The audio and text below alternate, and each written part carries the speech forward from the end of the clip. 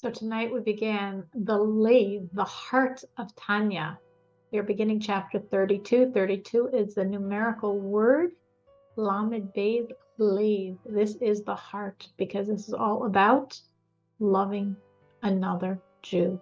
Exactly like, here's the impossible, yourself. How do we do that? That is the chapter. Hope you enjoy.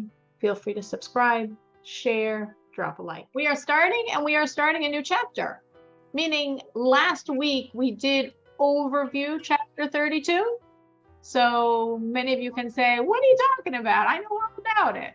We're in there, and there's truth to that because we did overview it at length, but we actually didn't read one word inside. So we are still legitimately starting chapter 32 now.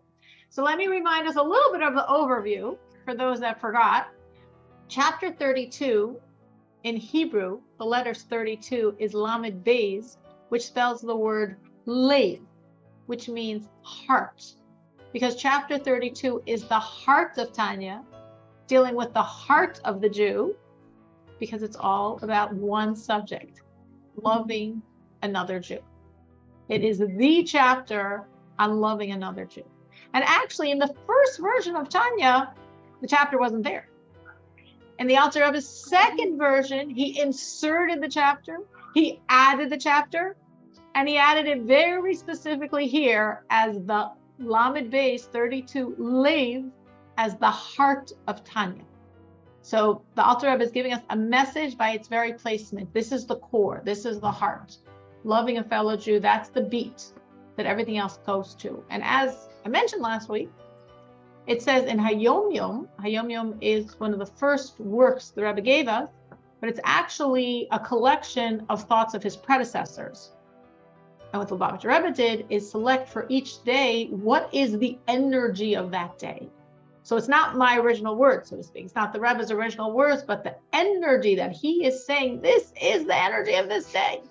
And it's eerie sometimes how those thoughts match whatever's going on that you know about that day. So there are several thoughts in the Hayom Yom about the relationship of loving God and loving another Jew.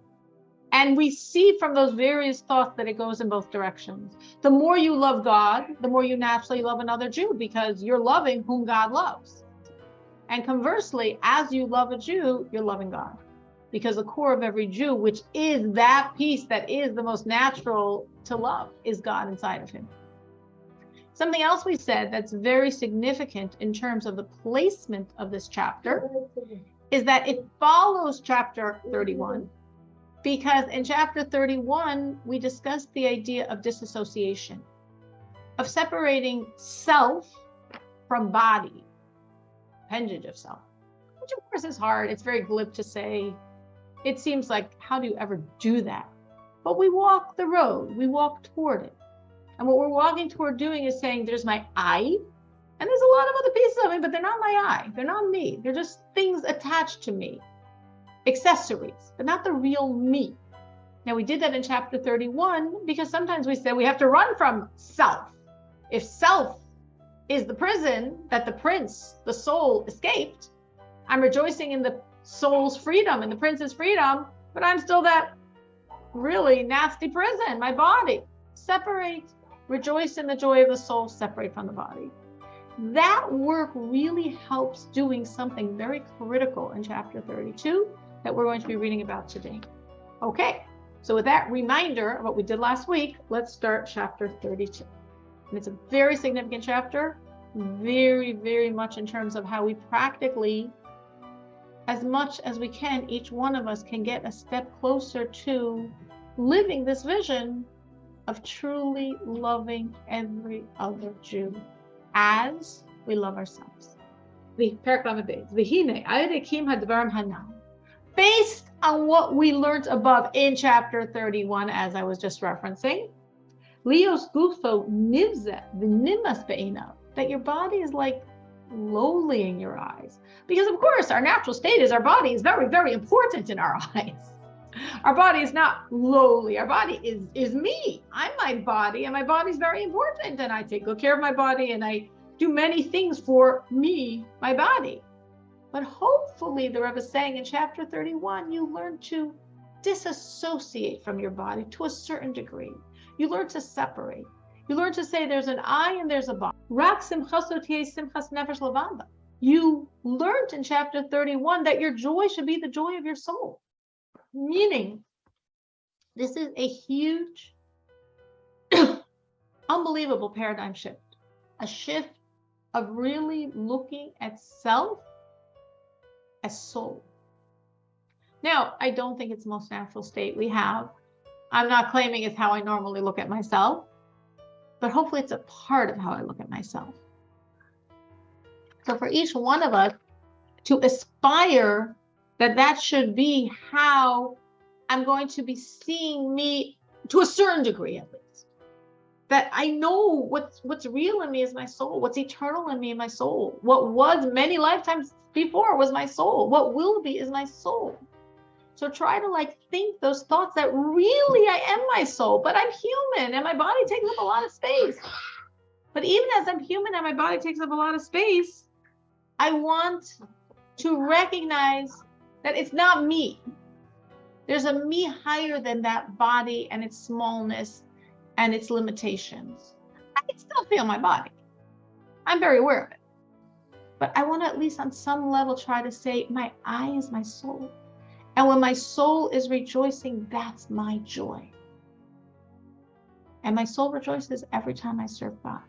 The more I train myself to see myself as soul, in a sense, the easier it is to love another Jew. Because I can love every Jew if I see them as soul. Meaning, the more I see everyone else around me as I see myself, as human, body, physical, how they look, how they dress, how smooth and sophisticated they are, what career they have, all that's body. I can't love that in myself. How could I? They're not me. In other words, if we go back to the source in Torah, where do we have this weird, strange, incomprehensible goal of loving someone like you love yourself? Because that's what God said. That's what he writes in Torah. V'ahavta l'reacha. There's one more word. Kamocha. Love your fellow Jew like you love yourself. That incredibly raises the bar on how we're supposed to love someone else. And of course, the question is, as I'm saying, I can't because they're not me. To be nice to them as I would like people to be nice to me. I could treat them kindly, I could treat them respectfully, I could treat them graciously, I can be giving, but in the end of the day, they're still not me, so I'm not going to treat them like I treat me. They're not even my kids that are like extensions of me. Meaning in our human world, probably the only space we can naturally morph into this relationship is for many of us with our children. Because our child is like a piece of me. And therefore, I can love my child freely, absolutely, no matter how they treat me, because that's an extension of me. That's the only real natural relationship like this. And then some relationships achieve this level through years of deep commitment, of deep giving, of deep nurturing.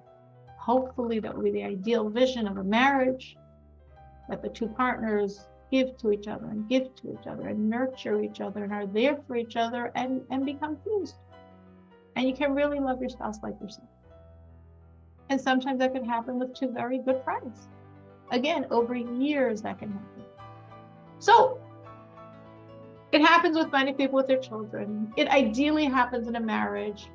It ideally could happen with very, very close friends. But there's 15 million Jews out there. So what am I supposed to do for everyone else? So the Rebbe's answer is the only way you can really love all 15 million of us like you love yourself is by seeing every other Jew as yourself. And there is the way. Because if I can prioritize soul, if I can separate from body, if I can make it less significant in my eyes and make soul more significant in my eyes, then I can look at other people other Jews and say, them too. I personally find it easier to look at other people as soul than look at myself. Yourself. But somebody else, you can really say, this is a piece of God. This is a soul. This is God's only child, especially for difficult people. It's a great, great concept that I tell myself many times, and it really works because it's really true. This is a piece of God. This is God's only child. This is God's most beloved. He's a Jew. That's true for every Jew. Every Jew is God's only child. Every Jew is most beloved by God. Every Jew contains within himself a piece of God. So I contain inside myself a piece of God. And you do as well. So from that level, you and I are one. That's how I could love you as I love myself. By focusing on that level. But to focus it in someone else, I have to start by trying to see it that way in myself. But my personal experience is, it's a lot of times easier to see it in someone else if you keep reminding yourself of that point. Harezu derech yeshara v'kala. This is the direct, easy path. It might not sound easy, but if you do the groundwork, the preliminary in chapter 31, it is actually very easy. If you didn't do the groundwork in chapter 31, you're doing that work now, so it might not seem so easy, but it is a direct road. It is a road that gets you there.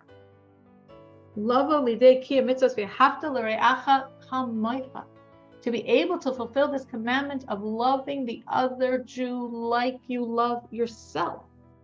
L'kol nefesh miYisrael, to every single Jew, to the ones that you respect and admire, and to the ones that you don't, to the ones that are appealing to you, and to the ones that aren't, to the ones that you have a natural language with, and to the ones that you don't feel any connection to every single Jew, because all those other qualities, we can lump them all as body. I don't relate to our personality. We don't relate on the level of language. We speak a different language. We have a different culture. I could put all that as body. But past all that body is her soul. And her soul and my soul, that's one. So if I'm loving myself, what's self? What's me? My soul. What's her me? Her soul. My soul, her soul, one entity. So I can love her like I love myself. You can love the greatest Jew this way. You can love, so to speak, the smallest Jew this way. Because once we start looking at Jews and saying, oh, this person really deserves my love. This person I would love to have a relationship with. This person I so admire. This person I so respect. This person's so cool. This person's so wonderful. This person made such sacrifices for God. It's not bad to think that way. But you can't limit yourself to just relating that way. Meaning for every Jew, the baseline should be loving them because they're a Jew. Loving them because they are just like me. They're a soul. And then additionally, I can appreciate all the other special things about them. It's not like you can't. It's not like, oh no, that's taboo. You shouldn't notice how much fun they are to be around, how they add so much life and joy to everything, how they're so inspired, how they're so creative, how they're so... No, you could notice all that. You could appreciate all that. Let's start with a baseline of, this is a soul. This is not just a piece of God. This is a piece of God like I'm a piece of God. We're one piece of God. So we have to understand this to not just, I have a soul and she has a soul, so we both have the same thing. No, this soul is me. That's my core me. My core I is my soul. Her core I is her soul. And on a certain level, our souls are one. Meaning there's both oneness and differentiation in souls, as the Rebbe is going to explain. But on a certain level, if we go back to the source and the roots, all souls, so to speak, start out as one entity. All of our souls. So there was some differentiation as they became their own individual soul and as they traveled their travels and journeyed their journeys until they came into my body. or into your body, or into any Jew's body. So they could look slightly different within the bodies. But in their roots, we're not just landslights. We don't just come from the same place. We're one. So the oneness you can achieve with another Jew is deeper than any other group of humans could ever experience.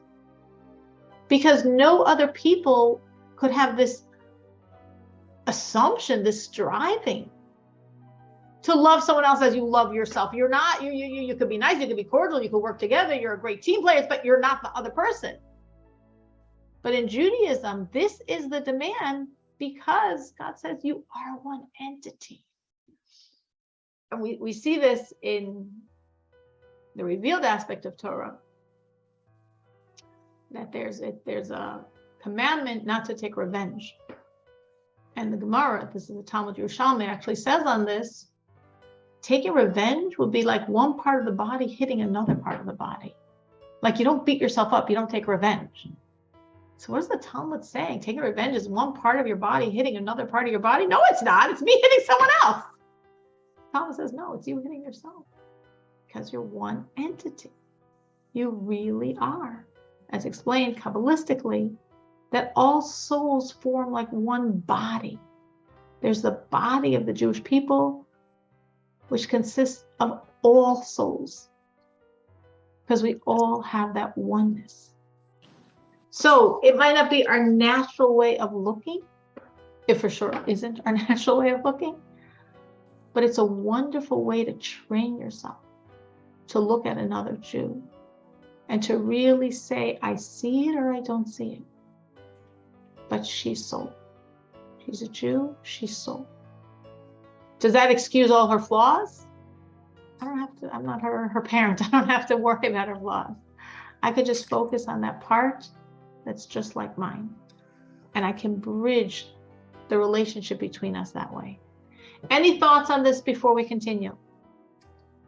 Anybody's tried to do something like this, or their journey to trying to have free love just for someone else because they're a Jew? Can I just say something? Sure, I have had sure. that.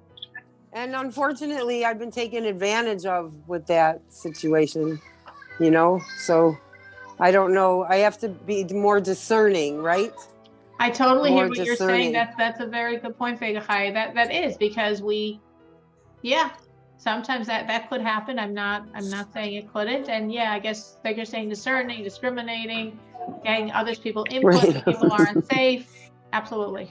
So I'm learning, 64 years into this in Gilgal. God willing, we'll let you help. You will learn exactly. All right. Thank you so much. Sure. Let's continue.